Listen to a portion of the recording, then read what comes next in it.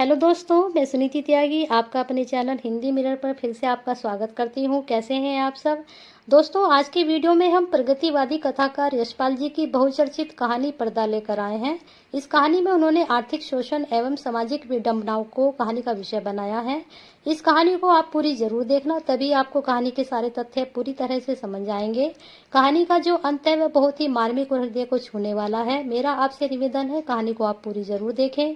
कहानी शुरू करने से पहले जो लोग चैनल पर नए हैं वे चैनल को सब्सक्राइब कर बेल आइकन को क्लिक कर दें, जिससे हमारी नई वीडियो के नोटिफिकेशन आपको समय समय पर मिलते रहें।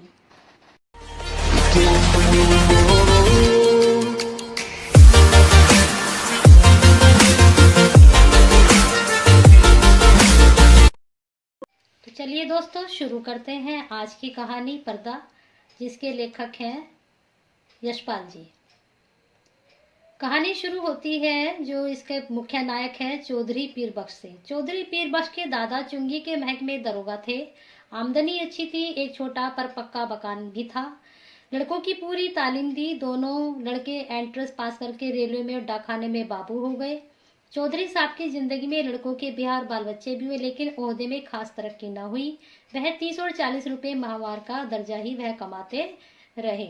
अपने जमाने की याद कर चौधरी साहब कहते थे, वो भी क्या वक्त थे। लोग मिडिल पास कर डिप्टी कलेक्टरी करते थे, और आजकल की तालीम की एंट्रेंस तक अंग्रेजी पढ़कर लड़के 30-40 से आगे नहीं बढ़ पाते हैं।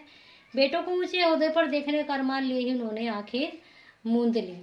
इंशाअल्लाह चौधरी साहब के कुनबे में बरकत हुई। चौधरी फजल कुर्बान रेलवे में काम करते थे। अल्लाह ने उन्हें 4 बेटे और 3 बेटियां दी थी। चौधरी इलाही बख्श दाखाने में थे। उन्होंने भी अल्लाह ने 4 बेटे और 2 लड़कियां बख्शी थी। चौधरी खानदान अपने मकान को हवेली पुकारता था। नाम बड़े देने पर जगह तंग ही रही। दरोगा साहब के जमाने में जनाना भीतर था और बाहर बैठक में मोड़े पर बैठ नैचा गुड़गुड़ाया करते थे। जगह की तंगी की वजह से उनके बाद भी बैठक में जनाने भी शामिल हो गई और घर की डोरी पर पर्दा लटक गया। बैठक न रहने पर भी घर की इज्जत का ख्याल था, इसलिए पर्दा बोरी के टाट का नहीं, बढ़िया किस्म का रहता। जाहिर है दोनों भाइयों के बाल बच्चे एक ही मकान में रहने पर भी भीतर सब अलग अलग था। डोडी का पर्दा कौन भाई लाए? इस समस्या का हल इस तरह हुआ कि दरोगा साहब के जमाने की पलंग की रंगीन दरिया एक के बाद एक डोडी में लटकाई जाने लगी। तीसरी पीढ़ी के ब्याह शादी होने लगे। आखिरी चौधरी खानदान की औलाद को हवेली छोड़ दूसरी जगह तलाशी करनी पड़ी।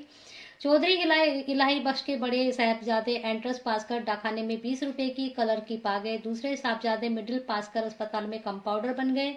ज्यों ज्यों जमाना गुजरता गया, तालीम और नौकरी दोनों मुश्किलें होती जाती। तीसरे बेटे हनुहार थे। उन्होंने वजीफा पाया। जैसे जैसे मिडिल कर स्कूल में मुदर्रिस और देहाल हो गए। चौथे लड़के पीर बख्श प्राइमरी में आगे ना बढ़ सके। आजकल की तालीम माँ बाप पर खर्च के बोझ के सिवा और है क्या? स्कूल की फीस और महीने और किताबें, कॉपी और नक्शों के लिए रुपये ही रुपये चाहिए।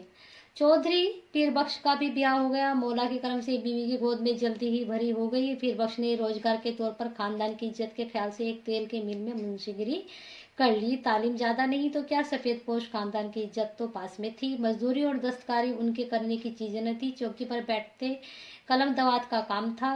12 रुपया महीना अधिक नहीं होता। चौधरी पीर बख्श को मकान सितवा की कच्ची बस्ती में लेना पड़ा। मकान का किराया 2 रुपया था। आसपास गरीबी और कमीने लोगों की बस्ती थी। कच्ची गली के बीचों बीच गली के मुहाने पर लगे कमेटी के नल से टपकते पानी को नाली का धार बहती, इसके किनारे घास उगाई थी। नाली पर मच्छर और मक्खियों के बादल उमड़ते रहते थे। सामने रमजानी धोबी की भट्टी थी, जिससे धुआं और सज्जी मिले उगलते कपड़ों की गंध उड़ती रहती थी। दाईं ओर बीकानेरी मोचियों के घर थे। बाईं ओर वर्कशॉप में काम करने वाले कुली रहते थे। इस सारी बस्ती में चौधरी पीर बख्शी पढ़े लिखे सफेद पोश थे। सिर्फ उनके घर पर की डोडी पर पड़ता था। सब लोग उन्हें चौधरी जी, मुंशी जी कहकर सलाम करते थे। उनके घर की औरतें कभी किसी से नहीं देखी। गलियों में लड़कियों 4-5 बरस तक किसी कामकाज से बाहर नहीं निकलती। फिर घर की आबरू ख्याल से उनका बाहर निकलना मुनासिब न था। पीर बख्श खुद ही मुस्कुराते हुए सुबह शाम कमेटी के नल से घड़े भर लाते थे। चौधरी की तनख्वाह 15 बरस में 12 से 18 हो गई। खुदा की बरकत हुई तो रुपये पैसे की शक्ल भी नहीं, आल शक्ल में होती है। 15 बरस में 5 बच्चे हुए। पहले 3 लड़के और बाद में 2 लड़के। दूसरी लड़की होने को थी। पीर बख्श की वालदा मदद के लिए वालिद साहब का इंतकाल हो चुका था। दूसरा कोई भाई वालदा की फिर करने नहीं आया। वे छोटे लड़के के यहाँ ही रहने लगी। रहने लगी। जहाँ बाल बच्चे और घर बार होता है, सौ किस्म की झंझटें होती हैं। कभी बच्चे को तकलीफ तो कभी जच्चा को। ऐसे वक्त में कर्ज की जरूरत कैसे ना हो, घर बार हो तो कर्ज भी होगा ही। मिल की नौकरी का कायदा पक्का होता है कि हर महीने की 7 तारीख को गिनकर तनख्वाह मिल जाती है। पेशगी से मालिक को चिढ़े, कभी वो जरूरत पर ही मेहरबानी करते हैं। जरूरत पड़ने पर चौधरी घर की छोटी मोटी चीज गिरवी रखकर उधार ले आते हैं। गिरवी रखने में रुपए के 12 आने ही मिलते हैं, ब्याज मिलाकर 16 आने ही आते हैं। फिर चीज के घर लौट आने की संभावना नहीं रहती है। मोहल्ले में चौधरी पीर बख्श की इज्जत थी। इज्जत का आधार था घर के दरवाजे पर लटका पर्दा। भीतर जो हो पर्दा सलामत रहता। कभी बच्चों की खींच खांच या बेदर्द हवा के झोंके से उसमें छेद हो जाते तो पर्दे की आड़ में हाथ सुई धागा लेकर उसकी मरम्मत कर देते। दिनों का खेल। मकान की ढोडी के किवाड़ गलते गलते बिल्कुल गल गए। कई दफे कसे जाने से पेच टूट गए और सुराख ढीले पड़ गए। मकान मालिक सरजू पांडे को उसकी फिक्र न थी। चौधरी कभी जाकर कहते सुनते तो उत्तर मिलता, कौन बड़ी रकम थमा देते हो, 2 रुपल्ली किराया और वह भी 6-6 महीने का किराया जानते हो, लकड़ी का क्या भाव, न हो मकान छोड़ जाओ। आखिर किवाड़ गिर गए। रात में चौधरी जैसे तैसे चौखट से टिका देते। रात भर दहशत रहती कि कहीं चोर ना आ जाए। मोहल्ले में सफेद पोशी और इज्जत होने पर भी चोर के लिए घर में कुछ न था। शायद एक भी साबित कपड़ा न मिलता, बर्तन ले जाने के लिए चोर को न मिलता। पर चोर तो चोर है, छीनने के लिए कुछ भी ना हो तो भी चोर का डर तो होता ही है। वह चोर जो ठहरा। चोर से ज्यादा फिक्र थी आबरू की। किवाड़ न रहने पर पर्दा ही आबरू का रखवाला था। वह पर्दा भी तार तार होते होते एक रात आंधी में किसी भी हालत में लटकने लायक न रह गया। दूसरे दिन घर की एकमात्र पुश्तैनी चीज दरी दरवाजे और लटक गई। मोहल्ले वालों ने देखा और चौधरी को सलाह दी, अरे चौधरी, इस जमाने में दरी कहे खराब करोगे, बाजार से लोट आट का टुकड़ा न लटका दो। पीर बख्श टाट की कीमत भी आते जाते कई दफे पूछ चुके थे। 2 गज टाट 8 आने से कम न मिल सकता था। हंसकर बोले, होने दो, क्या हमारे यहाँ पक्की हवेली भी में भी ढोडी पर दरी का ही पर्दा रहता था। कपड़े की महंगाई के जमाने में घर की 5 औरतों के शरीर से कपड़े जीर्ण होकर गिर रहे थे, जैसे पेड़ अपनी छाल बदलते हैं। पर चौधरी साहब की आमदनी से दिन में एक दफे किसी तरह पेट भर सकने के लिए आटे के अलावा कपड़े की गुंजाइश कहाँ थी। खुद उन्हें नौकरी पर जाना होता। पायजामा में भी सब पैबंद संभालने की ताब न रही। मार्किन का एक कुर्ता पायजामा जरूर हो गया, पर लाचार थे। गिरवी रखने के लिए घर में जो कुछ भी था वह गरीब एक मात्र सहायक पंजाबी खान रहने की जगह भर देकर रुपया उधार दे सकता है। 10 महीने पहले गोद के लड़के बरकत के जन्म पीर बख्श के रुपये जरूरत आ पड़ी। कहीं और कोई प्रबंध न हो सकने के कारण उन्होंने पंजाबी खान बबर अली खान से 4 रुपये उधार ले लिए थे। बबर अली खान के रोजगार सितवा के उस कच्चे मोहल्ले अच्छा खासा चलता था। बीकानेरी मोची वर्कशॉप के मजदूर, कभी कभी रमजानी धोबी, सभी बबर मिर्जा मियाँ से कर्ज लेते रहते थे। कई दफे चौधरी पीर बख्श ने बबर अली का कर्ज और सूद की किस्त न मिलने पर अपने हाथ के डंडे से ऋणी का दरवाजा पीटते देखा था। उन्होंने साहूकार और ऋणी में बीच बिचौल भी करना पड़ा था। खान को वह शैतान समझते थे, लेकिन लाचार हो जाने पर उसकी शरण लेनी पड़ी। 4 आना रुपया महीने पर 4 रुपया कर्ज लिया। शरीफ खानदानी मुसलमान भाई का ख्याल कर बबर अली ने 1 रुपया महावीर की किस्त मान ली। 8 महीने में कर्ज अदा करना तय हुआ। खान की किस्त दे सकने की हालत में अपने घर के दरवाजे पर फजीत हो जाने की बात ख्याल कर चौधरी के रोंगटे खड़े हो जाते। 7 महीने फाका करने पर भी किसी तरह से किस्त देते चले गए, लेकिन जब सावन में बरसात छिड़ गई और बाजारा भी रुपए के 3 शेर मिलने लगा, किस्त देना संभव न रहा। खान 7 तारीख को शाम को आया। चौधरी पीर बख्श ने खान की दाढ़ी छुई और अल्लाह की कसम खा 1 महीने की मुआफी चाहिए। अगले महीने 1 का सवा देने का वादा किया। खान चला गया या फिर वह मामला टल गया। भादों में हालात और भी परेशानी के हो गए। बच्चों की माँ तबीयत रोज रोज गिरती जा रही थी। खाना पिया उसके पेट में न ठहरता। पत्ते के लिए उसको गेहूं की रोटी देना जरूरी हो गया। गेहूं मुश्किल से रुपये का सिर्फ 2.5 शेर मिलता था। बीमार का जी ठहरा। कभी प्याज के टुकड़े धनी की खुशबू के लिए मचल जाता, कभी पैसे की सौंफ अजवाइन काले नमक की जरूरत हो तो पैसे की कोई चीज मिलती ही नहीं। बाजार में तांबे का नाम ही नहीं रहेगा। नाहक की कन्नी निकल जाती है। चौधरी को 2 रुपये महंगाई भत्ते के मिले, पर पेशगी लेते लेते तनख्वाह के दिन केवल 4 ही रुपये हिसाब में निकले। बच्चे पिछले हफ्ते लगभग फाके से थे। चौधरी कभी गली से 2 पैसे की चौराई खरीद लाते तो कभी बाजरा उबाल सब लोग कटोरा भर पी लेते। बड़ी कठिनता से मिले 4 रुपये से सवा रुपया खान के हाथ में धर देने की हिम्मत चौधरी को ना हुई।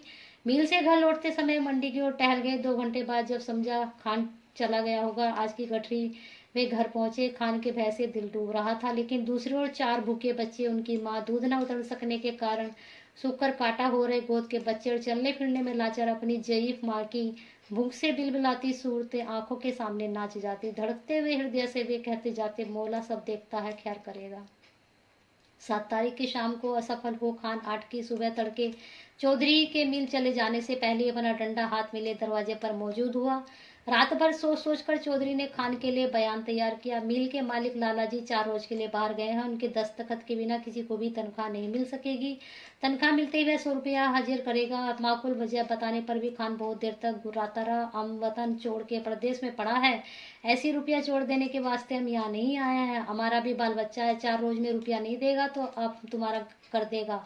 बीच में ही वो बोलकर वहां से चला गया। 5वें दिन रुपया कहाँ से आ जाता, तनख्वाह मिलने अभी हफ्ता भी नहीं हुआ। मालिक ने पेशगी देने से साफ इनकार कर दिया। 6ठे दिन किस्मत से इतवार था। मिल में छुट्टी रहने पर भी चौधरी खान के डर से सुबह ही बाहर निकल गए। जान पहचान के कई आदमियों के यहाँ गए, इधर उधर की बातचीत कर से कहते, अरे भाई हो तो 20 आने पैसे दे दो, 1 रोज के लिए देना, ऐसे ही जरूरत आ पड़ी है। उत्तर मिला, मियाँ पैसे कहाँ, जमाने में पैसे का मोल कोड़ी नहीं रह गया है, हाथ में आने से पहले ही उधार में उठ गया तमाम। दोपहर हो गई, खान आया भी होगा तो इस वक्त तक बैठा नहीं रहा होगा, चौधरी साहब ने सोचा और घर की तरफ चल दिए। घर पहुंचते ही सुना खान आया था और घंटे भर तक ड्यूटी पर लटके दरी के पर्दे को डंडे से ठेल ठेल कर गाली देता रहा। पर्दे की आड़ से बड़ी बीवी के बार बार खुदा की कसम खा यकीन दिलाने पर चौधरी बाहर गए, रुपया लेने गए हैं। खान गाली देकर कहता गया, नहीं बच जा, चोर भीतर में छिपा है, हम 4 घंटे से फिर आता है, रुपया लेकर जाएगा, रुपया नहीं देगा तो उसका खाल उतार कर बाजार में बेच देगा, हमारा रुपया क्या हराम का है। 4 घंटे से पहले खान की पुकार सुनाई दी। चौधरी पीर बख्श के शरीर से बिजली सी दौड़ गए, बिल्कुल निस्तक हो गए, हाथ पैर सुन और गला खुश्क हो गया। गाली दे पर्दे ठेल कर खान के दोबारा पुकारने पर चौधरी का शरीर निर्जीव प्राय होने पर भी निश्चेष्ट न रह सका। वह उठकर बाहर आ गए। खान आग बुला हो रहा था, पैसा नहीं देने के वास्ते चिपता है। एक से बढ़ती 3 गालियां एक साथ मुंह से पीरबख्श के पुरखू पीरों के नाम निकल गई। इस भयंकर आगाज से पीरबख्श का खानदानी रक्त भड़क उठने के बजाय और भी निर्जीव हो गया। खान के घुटने छू अपनी मुसीबत बताए मुआफी के लिए खुशामद करने लगे। खान की तेजी बढ़ गई, उसके ऊंचे स्वर ने पड़ोस के मोची और मजदूर चौधरी के दरवाजे के सामने इकट्ठे हो गए। खान क्रोध में डंडा फटकार कर कह रहा था, पैसा नहीं देना था, लिया क्यों, तनख्वाह किधर में जाता, हरामी हमारा पैसा मारेगा, हम तुम्हारा खाल खींच लेगा, पैसा नहीं है तो घर पर पर्दा लटका के शरीफ ज्यादा कैसे बनता है, तुम अपनी हमको बीवी का गहना दो, बर्तन दो, कुछ भी दो, हम ऐसे नहीं जाएगा। बिल्कुल बेबस और लाचारी में दोनों हाथ उठा खुदा से खान के लिए दुआ मांग। पीरबख्श ने कसम खाई, एक भी पैसा घर में नहीं, बर्तन भी नहीं, कपड़ा भी नहीं, खान चाहे तो बेशक उसकी खाल उतार कर बेच ले। खान और आग बुबला हो गया, हम तुम्हारा दुआ क्या करेगा, तुम्हारा खाल क्या करेगा, उसका जूता भी नहीं बनेगा, तुम्हारा खाल तो यह टाट बच्चा।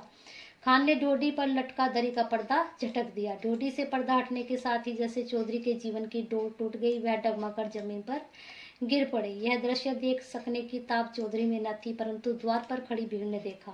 घर की लड़कियां और उड़ते पर्दे के दूसरी ओर घटती घटना के आतंक से आंगन के बीचों बीच इकट्ठी हो खड़ी कांप रही थी। सहसा पर्दा हट जाने से औरतें ऐसे सिकुड़ गईं जैसे उनके शरीर का वस्त्र किसी ने खींच लिया हो। वह पर्दा ही तो घर की औरतों के शरीर का वस्त्र था। उनके शरीर पर बचे चिथड़े उनके 1/3 अंग ढकने में भी असमर्थ थे। जाहिल भीड़ ने घृणा और शर्म से आंखें फेर ली। उस नग्नता की झलक से खान की कठोरता भी पिघल गई। ग्लानि से थूक पर्दे के आंगन में वापस फेंक क्रुद्ध निराशा में उसने लाहौल बिलाकुवत और कहकर असफल लौट गया। उसने गरीबी का इतना भयंकर दृश्य वहां पर देखा कि उनके शरीर पर कपड़े तक नहीं है। उसकी जो घर की औरतें हैं, पीरबख्श की, भैंसे चीख कर ओट में हो जाने के लिए भागती हुई औरतों पर दया कर भीड़ छट गई। चौधरी बेसुध पड़े थे। जब उन्होंने होश आया, ढोटी का पर्दा आंगन के सामने पड़ा था, परंतु उसे उठाकर फिर से लटका देने का सामर्थ्य उनमें शेष न था, क्योंकि जो इज्जत उनके पर्दे की वजह से रुकी हुई थी या ढकी हुई थी वह उतर गई थी। तो अब वो सोच रहे थे कि अब इसको लगाने से क्या फायदा, हमारी इज्जत तो अब उतर ही गई है, शायद अब इसकी आवश्यकता भी नहीं रही थी। पर्दा जिस भावना का अवलंबन था वह अब मर चुकी थी। जो इज्जत उन्होंने इस पर्दे से ढक रखी थी वह अब खत्म हो चुकी थी। यह मार्मिक कहानी यशपाल जी द्वारा लिखी गई है। इसमें उन्होंने बताया है कि पर्दा कहानी यह संदेश देती है कि ऋणग्रस्त व्यक्ति को समाज में प्रतिष्ठा प्राप्त नहीं हो सकती। जो जिस व्यक्ति के पास ऋण है उसे प्रतिष्ठा नहीं मिल सकती है। मध्यम वर्गीय समाज यदि झूठी प्रतिष्ठा से स्वयं को मुक्त कर ले तो शोषण का शिकार होने से बच सकता है। अगर वह मध्यम वर्ग का प्राणी है तो वह उधार न ले, जो है उसके पास उसी में वह संतुष्ट रहे, उसमें ही काम चलाए। झूठी प्रतिष्ठा का पर्दा भी ब्राह्मण बाह्य आडंबर के लिए विवश करता है और इन आडंबरों को पूरा करने के लिए ही हम पूंजीपतियों के पास जाते हैं और उनके ऋणी हो जाते हैं। तो उन्होंने इस कहानी में यह संदेश दिया है कि आपके पास जो है उसमें ही आप खुश रहें और उसी से ही आप अपना जीवन यापन करें। तो इस प्रकार से आज की यह कहानी यही ख़त्म होती है। अगर आपको यह कहानी पसंद आई है तो इसको लाइक एंड शेयर करना ना भूलें, और हिंदी मिरर विद सुनीति के साथ आप अपना प्यार और साथ ऐसे ही बनाए रखें। अगर आपको हमारे सब वीडियो पसंद आ रही हैं तो इनको लाइक और शेयर करते रहिए और साथ बनाते रहिए।